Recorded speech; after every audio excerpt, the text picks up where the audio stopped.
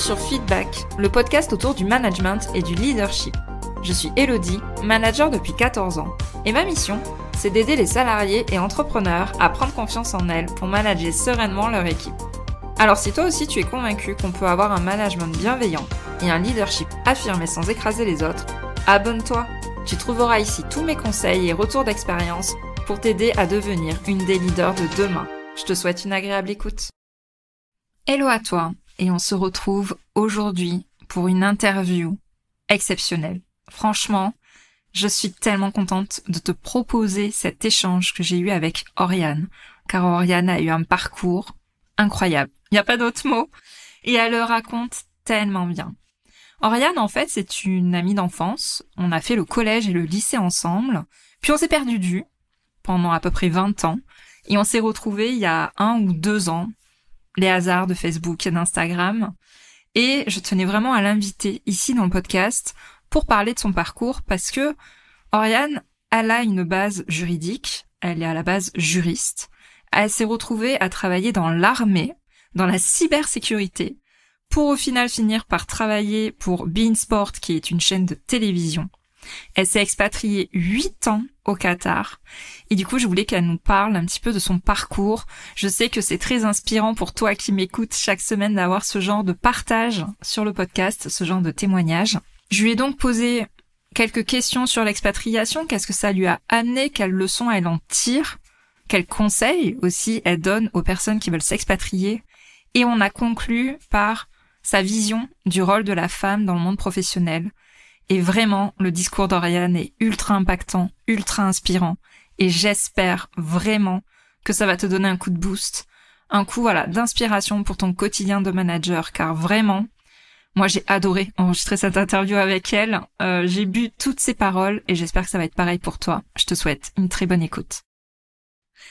Bonjour Oriane, je suis ravie de t'accueillir aujourd'hui au micro de Feedback pour nous partager ton parcours, qui est somme toute exceptionnel. J'ai pas envie de spoiler la suite, mais c'est quand même un parcours assez incroyable que tu as eu dans ta carrière.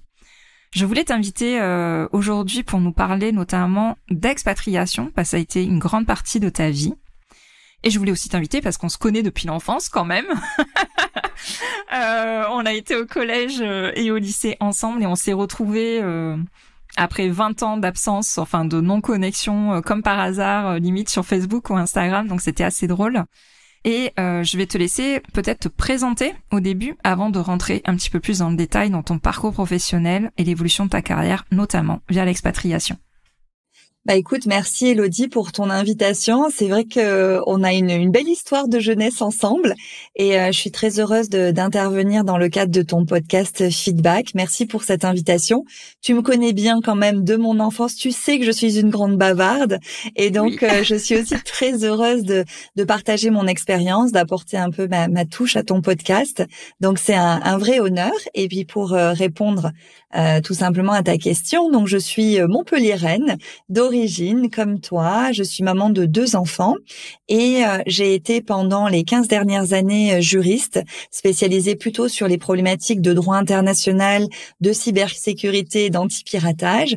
J'ai travaillé dans l'armée en France et aussi à l'étranger et puis j'ai effectué un virage 360 il y a à peu près 4-5 ans pour devenir coach professionnel, expert et consultante en transition de carrière, principalement pour les femmes, les professionnels qui cherchent aussi à écrire une nouvelle page de leur vie professionnelle. Et je suis maintenant basée de nouveau à Montpellier, notre ville natale. C'est ça. Et effectivement, tu as bougé un petit peu partout. Et je sais que ce sujet de l'expatriation était quelque chose qui te tenait à cœur pendant longtemps. T'en as pas mal parlé sur les réseaux. Ma première question... Alors moi, j'ai un bout de ton histoire par rapport à ça, mais j'aimerais quand même que tu la partages. Qu'est-ce qui t'a poussé dans cette voie du droit, déjà? Parce que c'est pas juste du droit, c'est droit international, cybersécurité, dans l'armée, plus spécifiquement. Et qu'est-ce qui t'a poussé aussi dans ce chemin-là à t'expatrier? Alors, tu aurais pu répondre pourquoi j'ai choisi le droit à ma place, puisque tu sais très bien que j'étais une catastrophe dans mon bac scientifique. Tu as d'ailleurs beaucoup contribué à m'aider et à essayer, bon an mal an, d'arriver à mon bac, voilà, sans trop de casse. Donc, effectivement, quand j'ai terminé mon bac S, un peu imposé par ma famille, parce que mes parents sont des grands scientifiques et que moi, je n'avais absolument pas cette bosse des maths, j'avais pas beaucoup de choix après un bac aussi terrible que de prendre des études plutôt dans le monde des sciences sociales, des sciences humaines. Et pour moi, la faculté de droit représentait tous les principes de justice, d'équité. Et j'avais à cette époque-là, ça a duré quelques années, l'envie de contribuer d'une manière ou d'une autre à des causes ou à des personnes qui étaient dans le besoin. J'étais dans cette volonté-là très humaniste. Et donc la fac de droit, ça représentait aussi ces principes de justice. Et donc je me voyais bien défenseuse des droits de l'homme, des droits de l'enfant, peut-être magistrate ou juge pour enfants. C'était l'idée au départ. Et surtout très heureuse de troquer ma calculatrice pour le code civil. J'avoue, je me vois encore acheter mon premier code civil en me disant ouf, je n'ai plus affaire aux maths. Et vraiment, c'est un vrai bonheur. Alors, 3 ans plus tard, j'ai déchanté parce que j'ai intégré un magistère droit des affaires où le tableau de l'amphithéâtre s'est rempli de chiffres sur le code des impôts et la fiscalité. Et là, de nouveau, je me suis effondrée comme un château de cartes. Et j'ai donc effectivement choisi plutôt le droit international parce que j'avais cette envie d'ailleurs, sortir un peu du microcosme provincial, découvrir d'autres manières d'argumenter, d'appréhender le juridique, toujours dans cette ambition d'être avocate internationale, voilà, ou juste juge pour enfants. Donc ça, c'était plutôt les années études. Oui, c'est ça, parce que c'est vrai que je me souviens, t'étais très dans l'humanitaire, etc. C'était quelque chose qui te tenait énormément à cœur quand on était au lycée ensemble. Ça, je m'en souviens très bien. Par contre, tu vois, j'avais complètement oublié ta phobie des chiffres. Je sais que j'aidais beaucoup en maths, en sciences et tout à l'école, ça je m'en souviens. Mais t'étais pas la pire, donc tu vois, ça m'a pas marqué plus que ça. Et effectivement, ouais, ton côté humanitaire, je sais qu'il était très marqué et t'étais, dans mes souvenirs, ouais, quelqu'un campé sur ses valeurs de justice et de défense, effectivement, des enfants et des personnes qui étaient dans le besoin. Ça, je m'en souviens très très bien. Mais il y a un petit peu quand même un grand écart entre ça et la cybersécurité. Oui, excuse-moi. Tout à fait, tout à fait. La carrière est comme la vie n'est pas un long fleuve tranquille. Et en fait, quand je t'entendais rediscuter sur notre histoire d'étudiante ou de jeune fille, parce qu'on était petite à l'époque, finalement ma carrière elle a été pavée de portes qui se ferment et donc d'opportunités qui s'ouvrent. Et jusqu'à la fin de mes études, j'étais attachée réellement à intégrer une organisation humanitaire. C'était vraiment le droit humanitaire, c'était ce qui m'animait le plus. J'avais suivi un magistère, un DESS, un master 1 à l'époque de droit humanitaire à Aix-en-Provence, et puis j'étais montée à Paris à la Sorbonne pour continuer en droit international et administration publique pour éventuellement rejoindre l'ONU.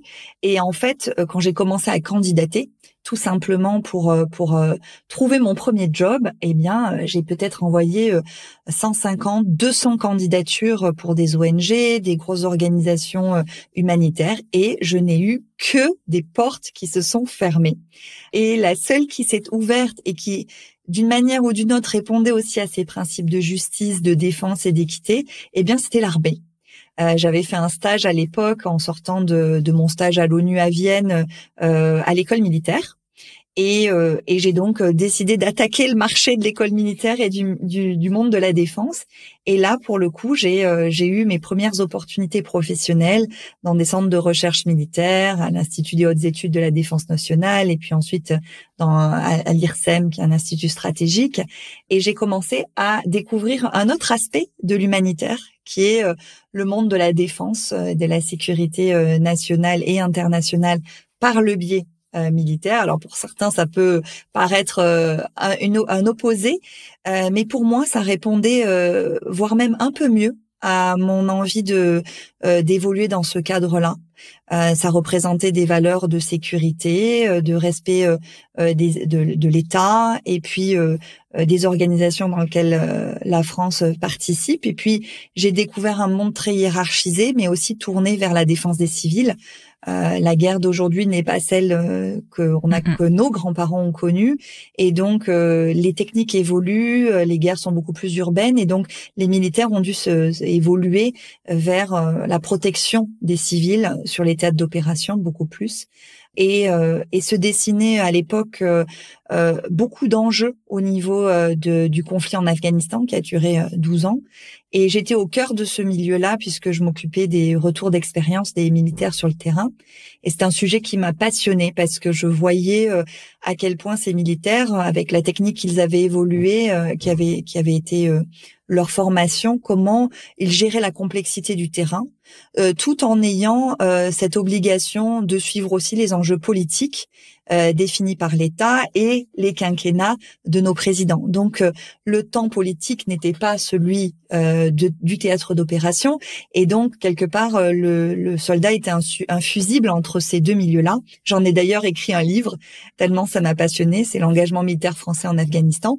Et j'ai continué d'ailleurs sur une thèse de doctorat. Je m'ennuyais peut-être à l'époque le soir et le week-end. Et donc j'en ai fait une thèse de doctorat. Et puis la France a évolué sur une volonté de définir une stratégie de cybersécurité. Et donc j'ai commencé à plonger mon nez dans tout ce qui était cyberdéfense au niveau militaire et au niveau national. Donc ça m'a emmené à voyager en Estonie, qui est un haut lieu du centre de cyberdéfense de l'OTAN, et puis aussi à appréhender ces nouveaux sujets que j'ai aussi intégrés à la fin de mon doctorat. Et en juin 2013, j'ai passé cette thèse de doctorat que j'ai réussi. Et ce doctorat en poche, je me suis dit, OK, alors maintenant, qu'est-ce que tu en fais?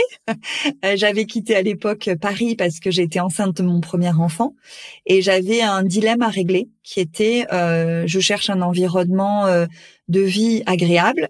Paris ne faisait pas partie de cette liste.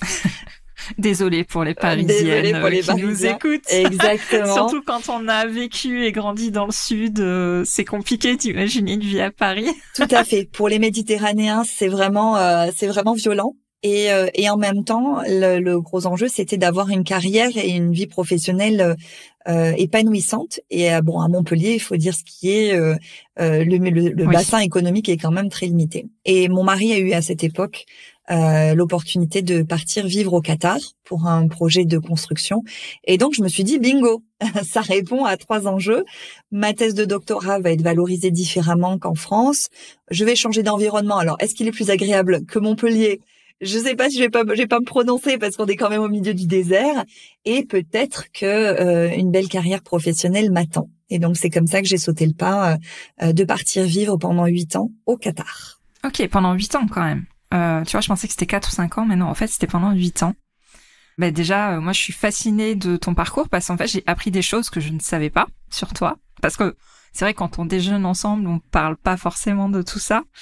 Mais du coup, t'as rejoint le Qatar. T'es partie avec quel sentiment? Donc là, on sent de l'excitation dans ce changement. Je pense que t'en avais vraiment envie. Quelles sont un peu les étapes par lesquelles tu es passée psychologiquement, mentalement, dans la préparation de cette expatriation? Mais à mon avis, t'as déjà voyagé, travaillé un peu partout. T'as parlé de Vienne, je crois que t'es partie aussi à Montréal. T'as été un petit peu partout pour travailler ou vivre. Donc je pense que c'était surtout de l'excitation qu'il y avait au départ. Mais au fil du temps, par quelles étapes tu es passée mentalement, psychologiquement?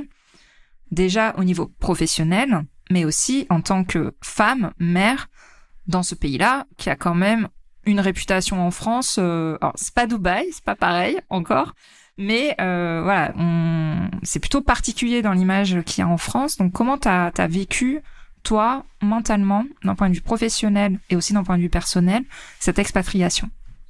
Alors, au départ, effectivement, il y avait beaucoup d'excitation. Je me suis pas beaucoup posé de questions. On a pris nos valises, les quelques jouets de ma fille, et on est parti découvrir ce nouveau monde. Et les 6 premiers mois, très clairement, ça a été une douche froide, l'enfer ok. sur terre. Je crois que tous les jours, je pleurais, j'avais envie de rentrer chez moi parce que je crois que le choc culturel est tellement immense que voilà, passer le fantasme de je change de vie, je m'installe et je découvre autre chose, eh bien on se dit voilà comment je vais réécrire une nouvelle identité, me trouver, me retrouver. Et puis moi j'ai un côté un peu féministe, battante, savate en guerre, et je me retrouvais femme d'eux, ce qui était totalement insupportable pour moi à l'époque. Et puis maman. Ce qui était aussi quelque chose d'assez insupportable à certains moments. Et donc très vite, je me suis dit, si je veux rebondir et vraiment écrire aussi, enfin avoir une carrière, il faut que j'investisse financièrement avec mon mari pour caser ma fille à la crèche et me dire que mon temps alloué est un temps pour la recherche d'emploi, pour exister en fait dans ce pays et ne pas juste être dans l'ombre de mon conjoint femme d'expat. C'était vraiment quelque chose, c'était un no-go. Ça, c'était absolument pas négociable.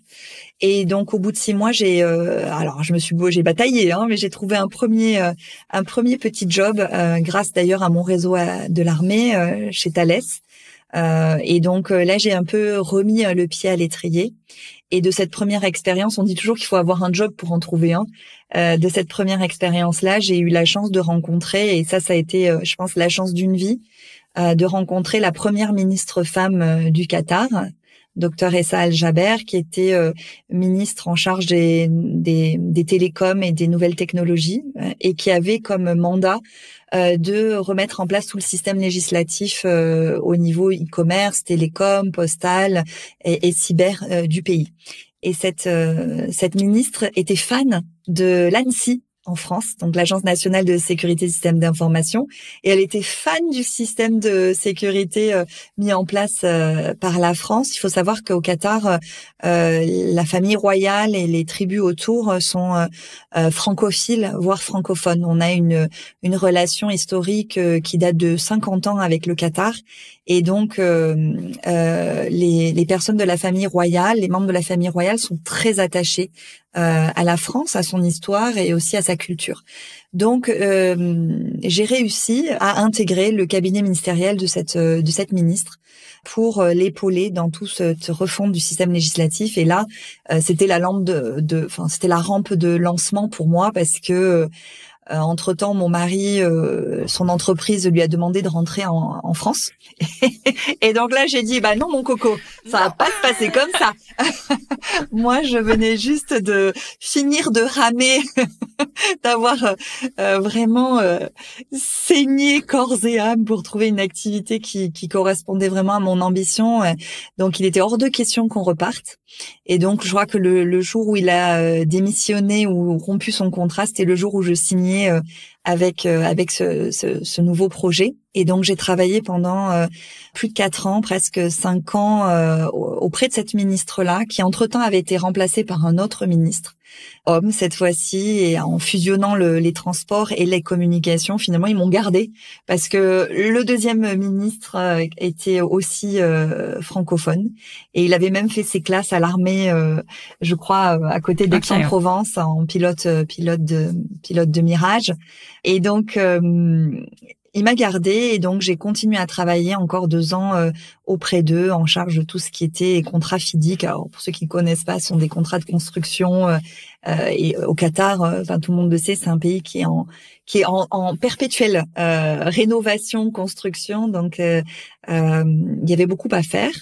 Et donc là, j'ai connu des années vraiment extraordinaires. Je crois que là, c'était une ascension incroyable, tant au niveau professionnel, parce que j'ai tendance à dire que j'avais atteint financièrement, professionnellement, en termes de management, de responsabilité et tout simplement de titre, de promotion, ce que j'aurais peut-être éventuellement acquis en fin de carrière en me battant encore en France avec multiples burn-out, et je ne sais pas si j'aurais atteint ça aussi en étant mère.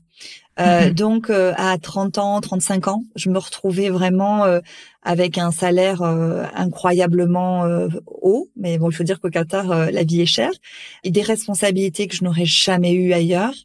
et un équilibre de vie plus que parfait parce que il faut savoir qu'au Qatar, on est souvent aidé par du personnel et on avait la chance d'avoir une nounou à la maison à temps plein qui s'occupait des enfants, qui s'occupait de la maison et qui me permettait, moi, quand je rentrais de ma journée de travail, de profiter tout simplement juste des bons côtés de la maternité, on va dire, et même de pouvoir repartir en soirée si j'avais des rendez-vous le soir, l'esprit tranquille en sachant que mes enfants étaient aussi bien encadrés et soutenus par quelqu'un à la maison en plus de mon conjoint. Donc c'est un peu le paradoxe du Qatar et des pays du Moyen-Orient, c'est que dans l'esprit des gens, on baigne dans une culture traditionnaliste, ça c'est une réalité, où les droits de la femme sont limités. De mon côté, j'ai travaillé avec beaucoup de femmes qatariennes au plus haut niveau. Certes, celles au plus haut niveau choisissaient souvent de ne pas avoir de mari pour pouvoir garder une certaine autonomie et une liberté d'action, mais je n'ai jamais été aussi bien traitée en termes d'expertise professionnelle ailleurs qu'au Qatar. Donc, en tant que femme blanche, catholique, experte dans un domaine qu'il recherchait, j'ai été entièrement respectée et finalement payée et responsabilisée pour ça. Donc pour moi c'est un énorme paradoxe par rapport à la France, pays des droits de l'homme, de la démocratie, où je me rends compte, et encore aujourd'hui, à quel point le système est tourné très masculin et où les promotions des femmes restent encore très très limitées au bord des conseils d'administration, tout simplement. Pourquoi? Pas parce qu'elles manquent de volonté, mais parce que le système autour n'est pas aussi protecteur, structurant que ce qu'il a pu être pour moi dans le cas très spécifique du Qatar, encore une fois. Et ça n'engage que moi. Mais j'ai vraiment vécu cette liberté d'entreprendre professionnellement grâce à cet équilibre et bien sûr au staff et au système logistique qu'il y avait aussi à la maison qui me permettait de vivre toutes mes identités de femme. Alors moi je bois tes paroles, moi je suis en mode là personne me voit, mais je suis c'est captive. Enfin moi je suis captivée par ce que tu racontes. Et j'ai envie de te demander la suite. Alors la suite. Alors il y a eu un moment et alors c'est en comment on dit cette expression qui dit on donne du caviar au cochon. Il y a eu une période où je me suis retrouvée entre-temps j'ai eu un deuxième enfant. Alors, il faut savoir que au Qatar, tout n'est pas rose. Par exemple, le congé maternité se limite à 2 mois et il n'y a pas de pré-congé maternité. Donc, j'ai travaillé jusqu'au dernier jour de ma grossesse. J'ai même accouché 24 heures après mon entrée à la maternité, ce qui a compté comme un jour de vacances parce que ce n'était pas considéré comme un jour de congé, de maternité. Donc, il faut remettre les choses dans son contexte aussi. Et j'ai eu que 2 mois de congé maternité, donc j'ai accouché le 4 octobre, le 4 décembre, j'étais de nouveau au travail à pomper mon lait dans les toilettes. Donc j'ai eu beaucoup de mal à me remettre de cette grossesse parce que j'étais très contente de reprendre mon travail, j'étais passionnée, mais mon enfant n'a pas dormi pendant 3 ans, ce qui a beaucoup atteint mon équilibre personnel, mon couple aussi et le temps que je pouvais passer avec mon aîné. Et je pense que ça a aussi conduit à un essoufflement. Et en même temps, dans cet essoufflement-là, cette perte un petit peu de sens, je n'arrivais pas à bouger parce que j'étais trop bien payée et trop confortablement installée dans ce que j'avais construit. Et à ce moment-là, j'ai une amie au Qatar qui m'a dit « Pourquoi tu te ferais pas coacher ?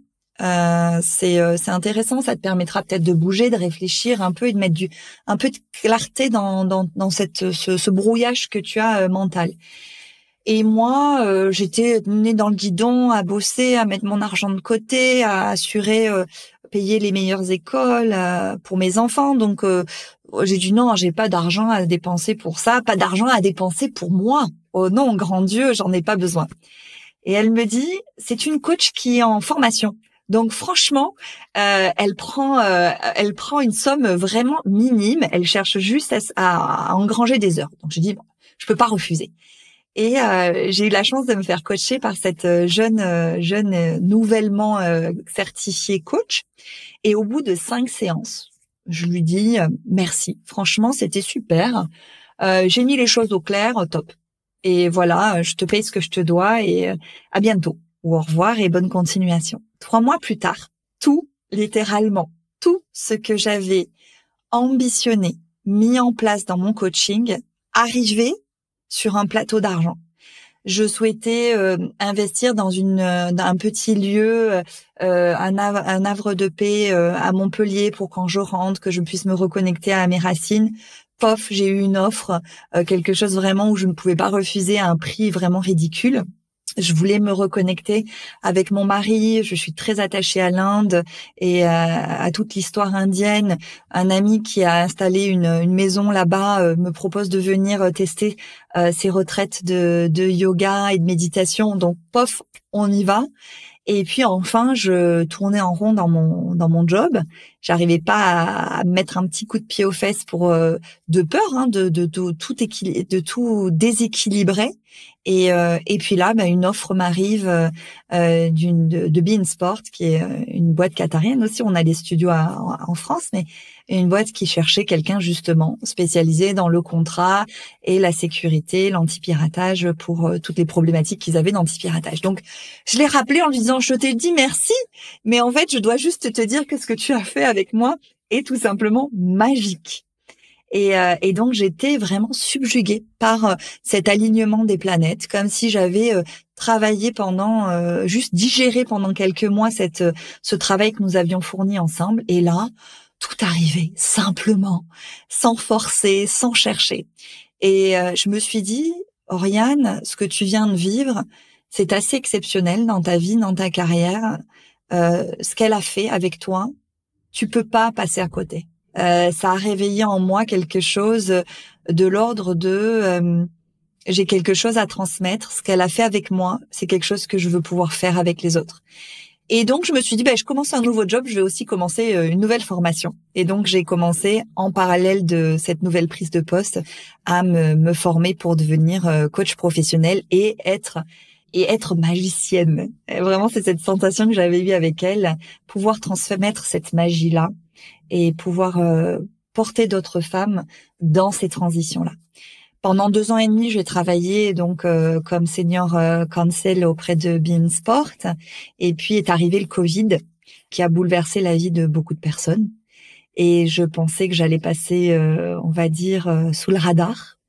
Et finalement, je me suis pris le radar en plein fouet différemment. C'est-à-dire que à l'époque au Qatar, on licenciait à tour de bras partout.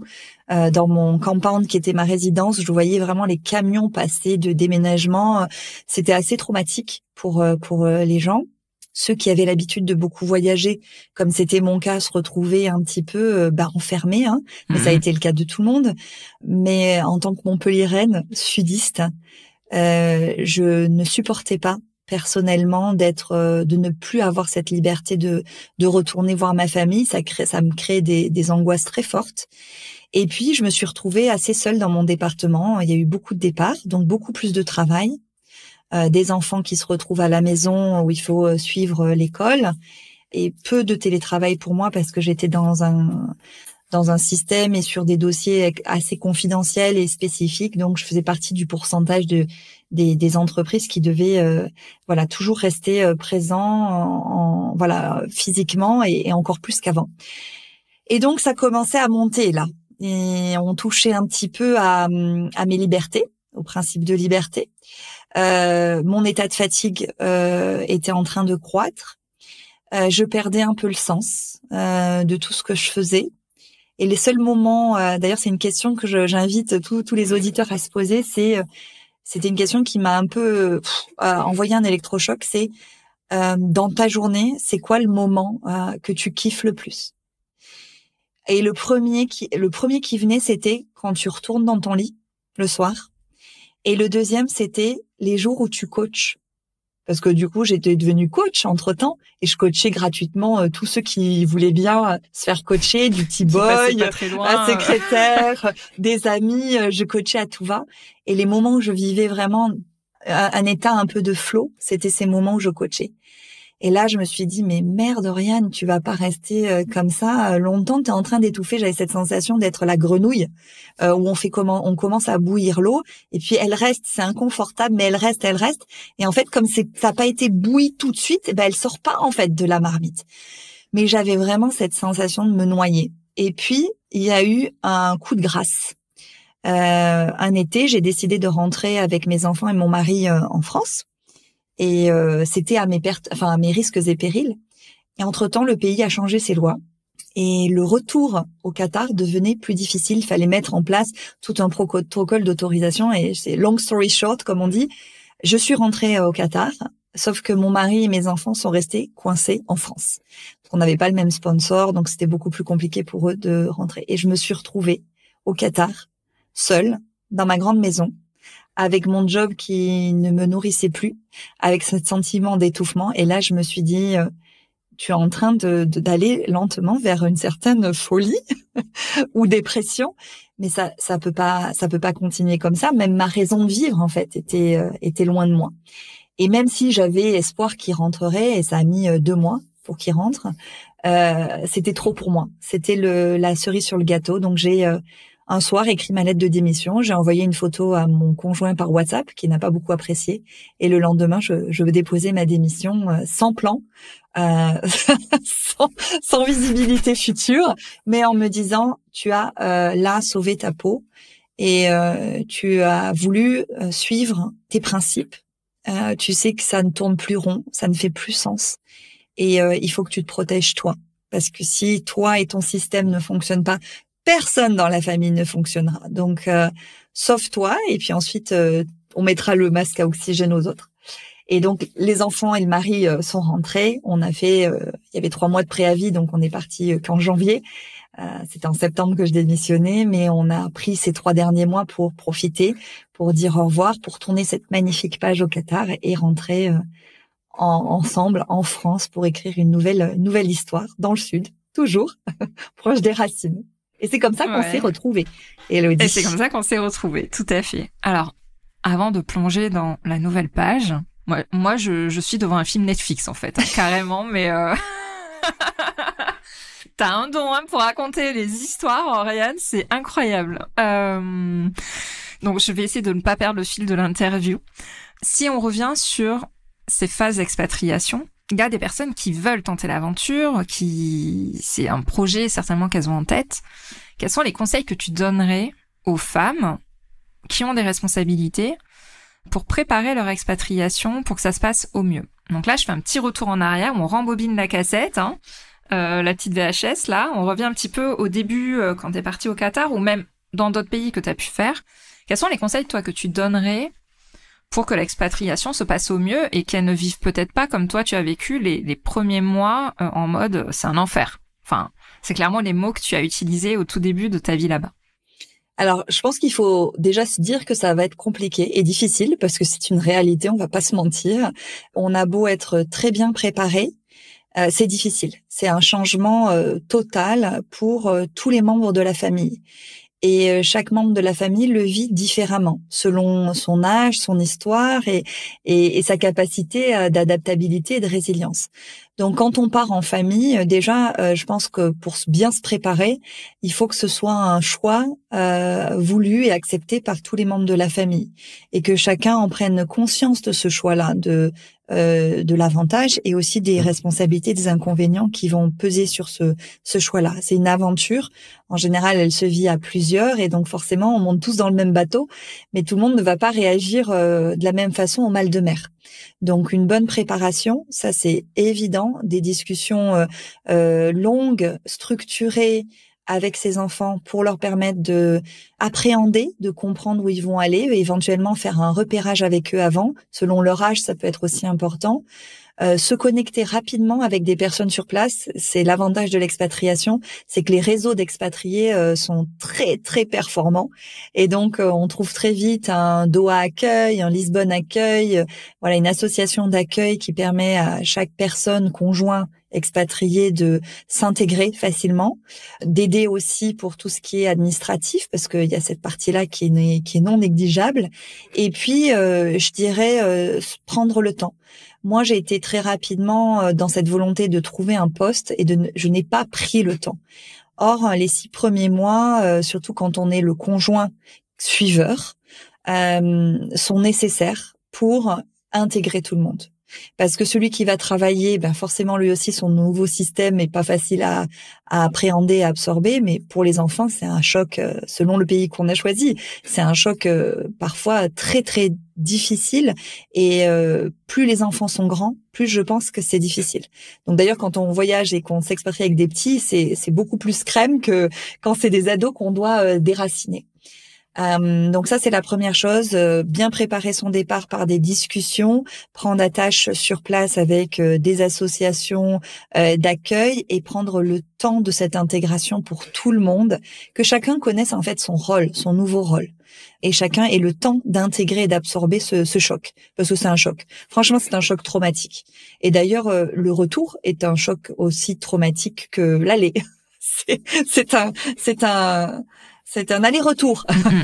Ouais, c'est ce que j'allais dire par rapport à des proches que j'ai qui sont rentrés d'une vie aux États-Unis pour revenir en France. Oui, c'est un choc d'y aller, mais le choc retour est aussi compliqué pour les enfants comme pour les adultes. C'est une nouvelle expatriation. Parce que le retour est une nouvelle expatriation. Tu retrouves un pays que tu as quitté X années avant et qui a forcément changé, évolué depuis, dans plein d'aspects positifs comme dans plein d'aspects négatifs. Et effectivement, c'est aussi... ça se fait pas les 2 doigts dans le nez. Non, on doit, comme tu dis, c'est une vraie réexpatriation, le fait de revenir dans son pays d'origine quelques années après, ouais, complètement. C'est exactement ça. Et tu vois, tu disais le pays a changé. En revanche, notre regard aussi a changé, notre identité a évolué, et donc moi ça a été aussi une découverte, c'est de relire ma région natale, de la revoir sous un angle totalement différent. Et c'est ce nouvel angle, c'est un peu le petit cadeau de chaque expatrié, c'est pouvoir voir le monde sous plusieurs dimensions, et savoir que la dimension de vie dans laquelle on est aujourd'hui, en fait, elle peut demain changer, si on le souhaite. C'est un avantage parce que ça nous donne une ouverture d'esprit incroyable, et une possibilité de choix de vie infinie.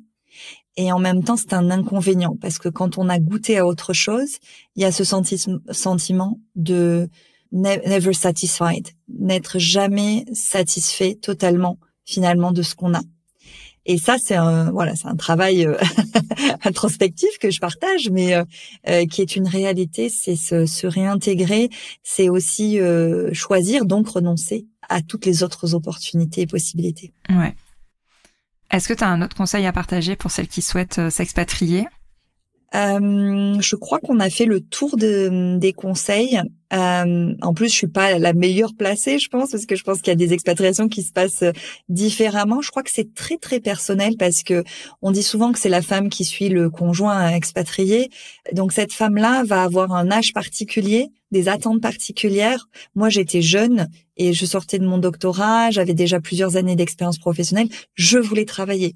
Mais il y a certaines femmes qui vont s'expatrier à 40 ans, qui vont utiliser l'excuse de l'expatriation pour prendre un temps de pause et prendre le temps aussi avec ses enfants, et donc vont accepter là de jouer le rôle de mère au foyer pendant certaines années. Certaines vont s'expatrier juste 3 ans parce que c'est l'entreprise qui envoie le mari ou elle-même pendant 3 ans. Donc elles savent déjà qu'elles vont revenir au bercail, au même endroit, et donc c'est pas la même histoire. Moi, j'étais en contrat local, donc c'est un peu cow-boy. Je pouvais y passer ma vie là-bas. Il y a des gens qui y sont depuis 20 ans, 25 ans, qui ne rentreront jamais en France, ou peut-être que pour la retraite. Donc, tout dépend aussi de son statut et de ce que chaque membre du couple et de la famille en attend. Donc, bonne préparation des enfants. Il y a des avantages incroyables à envoyer ses enfants dans des structures internationales. C'est l'anglais, l'ouverture vers d'autres systèmes éducatifs que celui français. Et là, on voit la différence et on voit ce qu'on peut offrir aussi comme chance d'éducation pour ses enfants. Savoir combien de temps ça dure ou pas, c'est aussi un enjeu. Quel impact ça va avoir sur sa carrière, si on en a une. Et voilà, que ça soit un choix conscient et de familial, pour que ce soit le mieux vécu possible, le moins pire possible. Ouais. Pendant toutes ces années où tu as été expatriée, donc loin de la France, loin de notre chère ville de Montpellier. Non, j'exagère, je plaisante, mais qu'est-ce que ça t'a appris sur toi que tu ne savais pas? Est-ce que ça t'a permis de découvrir une nouvelle Oriane, de découvrir certaines choses, sur ta personnalité, ta vision des choses, ton caractère, que tu ne savais pas?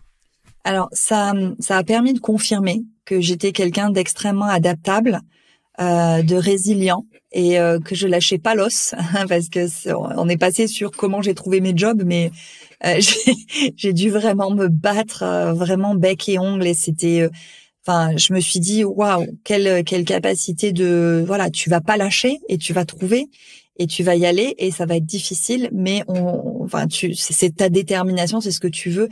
Donc j'ai confirmé que j'étais quand même très tenace. Alors ça, moi personnellement, je le savais déjà. Oui, tu savais déjà, ouais. Mais là, j'ai un peu confirmé. Ça allait pousser mes limites, je pense. Ça allait vraiment pousser mes limites. Ça a confirmé aussi que j'étais quelqu'un d'extrêmement sociable. J'avais une de mes chefs qui arrêtait pas de me dire stop socializing, Oriane. Stop socializing, parce qu'elle me voyait toujours en communication, à échanger avec les autres, et elle voulait que je reste derrière mon écran à faire les contrats. Or, moi, ce que j'appréciais le plus, c'était les pauses à la machine à café et à discuter et à voir comment je pouvais aider certains collaborateurs dans leur mission. Ce que j'ai profondément découvert, pas forcément sur moi, mais sur le système dans lequel j'évoluais en France, c'est cette et j'espère que ça va faire écho chez tes auditrices et auditeurs, c'est ce sentiment en France d'avoir été en perpétuelle surchauffe pour toutes les missions qu'on me demandait, mais en fait totalement en sous-régime sur mes compétences. Ce sentiment de devoir jouer petit et d'être épuisé à jouer petit en France, dans ma case, dans mon petit contrat, avec mon petit salaire, sans promotion, sans évolution, avec du management parfois pas forcément bienveillant, et donc avoir ce sentiment d'être en surchauffe totale, parce que devoir être dans la suradaptabilité pour fit in, pour rentrer dans la case. Et en fait, faire une croix, le deuil, sur son énorme potentiel, sur son énorme capacité, en fait. Et le Qatar, c'était l'inverse. C'était, tu es docteur, t'as tant d'années en cyber, t'as travaillé pour l'armée. En fait, voilà le champ des possibles. Voilà ce qu'on t'ouvre. Voilà le salaire qu'on te donne. Voilà les responsabilités. Vas-y, t'as faim, prends. Mange, vas-y, casse-toi la tête sur tout ça, refonds du système législatif du pays, mais vas-y ma grande, prends tout ça, allez, bouffe tout ça. Et là, je me suis dit, waouh, on me donne le titre, on me donne le fric, on me donne la responsabilité, et j'ai plus qu'à déployer ce potentiel en fait, j'ai plus qu'à aller explorer en fait, et il n'y a plus cette histoire de petite case. Tu es ça à cet âge-là, tu es juriste, tu gagnes ça et tu sors pas de ça. Mais tu veux monter une équipe, prends une équipe. Tu veux aller chercher les meilleurs cabinets d'avocats pour t'aider, prends ces cabinets d'avocats. Tu veux 15 personnes, prends ces 15 personnes. Tu as besoin de partir en France là et là pour aller chercher le système qu'il faut. Mais vas-y, on t'attend juste sur l'objectif. Mais waouh. Et c'est ça, en fait, que maintenant, j'essaie de faire naître chez les femmes que j'accompagne. C'est, OK, on sort de cette surchauffe-là, on se repose, on fait un step back, OK, et on regarde de quoi tu es capable, de quoi tu as envie de te nourrir. C'est quoi qui t'alimente, c'est quoi qui te donne vraiment cette foi en toi, cette flamme. Et on va chercher ça, merde. Pourquoi rester dans cette petite case? Ce n'est pas normal et tu n'es pas obligé d'y rester. Si ça ne te convient pas, si ça ne répond pas à ton ambition, à tes attentes et tout simplement juste à ta joie de vivre. Ça n'a rien à voir avec la prétention. Ça n'a rien à voir avec l'égoïsme. Ça n'a rien à voir avec elle est dans longue, elle est carriériste. Non, ça a à voir à comment tous les jours tu vis et tu te connectes à ce qui fait que tu as cette flamme et ce potentiel. Et ne pas laisser ce potentiel et cette flamme diminuer juste parce qu'il faut payer son loyer, avoir son petit job et répondre à l'injonction sociétale qu'on a fixée un peu pour nous ou de notre histoire familiale. C'est peut-être un peu violent ce que je dis, mais je suis désolée, ça sort un peu du cœur. Ça s'est vu et t'as vu, je ne t'ai pas interrompu. En plus, à un moment donné, j'allais te dire, et du coup, comment ça se traduit aujourd'hui dans ton activité? Mais en fait, t'as fait la liaison, t'as même anticipé ma question, puisque je pense que t'es tellement animée par ta mission que ça a été une telle révélation pour toi que tu as à cœur de transmettre ça aujourd'hui aux femmes que tu accompagnes. Et je pense que ça t'a tellement marqué que, voilà, tu vois, t'as déroulé tout ça devant nous, alors dans nos oreilles, du coup, avec conviction. Et non, c'est pas dur, c'est la réalité. C'est que la société... Alors, on va pas taper que sur la France. Je pense qu'il y a plein d'autres pays aussi où ça se passe comme ça, où effectivement, comme tu dis, on a encore un long chemin pour nous autoriser à jouer grand et à prendre notre place comme on la mérite. Moi aussi, c'est un peu une mission que j'ai, c'est que les femmes osent prendre leur place dans leur rôle de manager, dans leur métier, parce qu'on a besoin de nous, on a besoin d'elles pour transformer le monde qu'on a, transformer les entreprises. Le monde a besoin de notre impact, en fait. Et effectivement, il y a des gens qui tentent de nous limiter là-dedans, et c'est pas une fatalité. On a les ressources en nous pour y arriver et pour oser prendre notre place, et je pense que tu l'as très bien transmis. Donc non, c'est pas dur, c'est pas violent ce que t'as dit, c'est la réalité, et tu l'as juste porté avec ta mission et ta conviction comme il faut, et je pense qu'il y a plein de personnes qui sont d'accord avec toi et qui se sont reconnues dans le message que t'as donné dans ton histoire.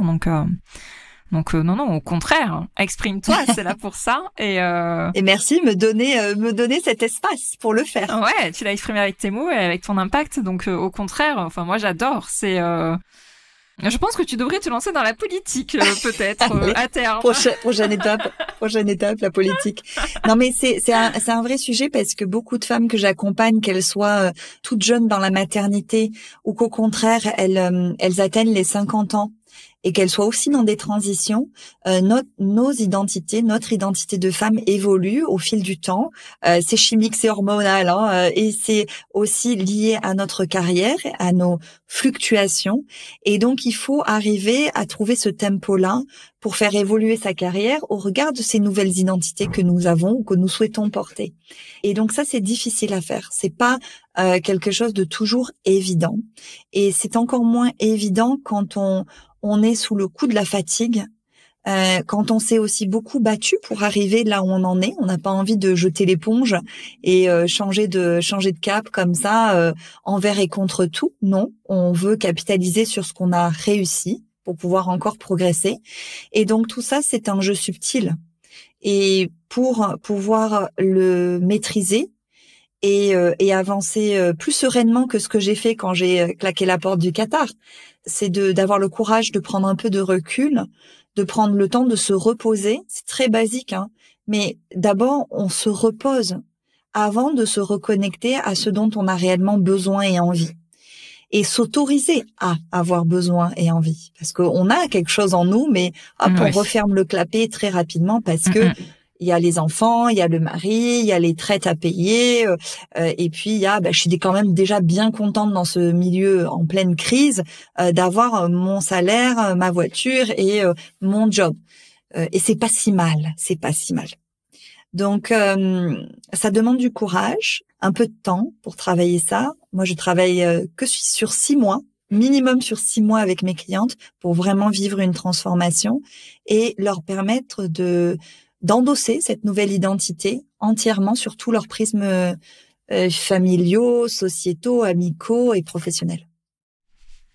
Mais écoute, je crois que ça fera une excellente conclusion. Surtout que je veux qu'on finisse sur ça pour faire le lien. Où est-ce qu'on peut te retrouver, puisque je pense qu'il y a beaucoup de femmes qui ont dû se reconnaître dans tout ce que tu as partagé aujourd'hui. Je suis ravie de tout ce que tu as partagé aujourd'hui. Vraiment, t'as un parcours exceptionnel et on voit que c'est vraiment une mission qui te porte au plus profond de toi. Du coup, je pense qu'il y a beaucoup de personnes chez qui ça a résonné. Donc, où est-ce qu'on peut te suivre? Où est-ce qu'on peut te échanger avec toi? Peut-être qu'il y a des personnes qui sont d'accord ou pas d'accord avec ce que tu as partagé aussi. Voilà, où est-ce qu'on peut te retrouver sur les réseaux? Alors, je suis très active sur LinkedIn. Donc, en tapant docteur Dr Oriane Giniès, Ginies, vous me trouvez et vous pouvez m'envoyer bien sûr un message directement sur mes posts ou en privé. Et j'ai un site internet, bien sûr, coachorigine.com, origine pour Oriane Giniès, mais aussi pour se connecter à ses origines. Voilà, coachorigine.com. Je suis également aussi sur Instagram, un peu moins active que sur LinkedIn, mais voilà, principalement mon site internet et LinkedIn.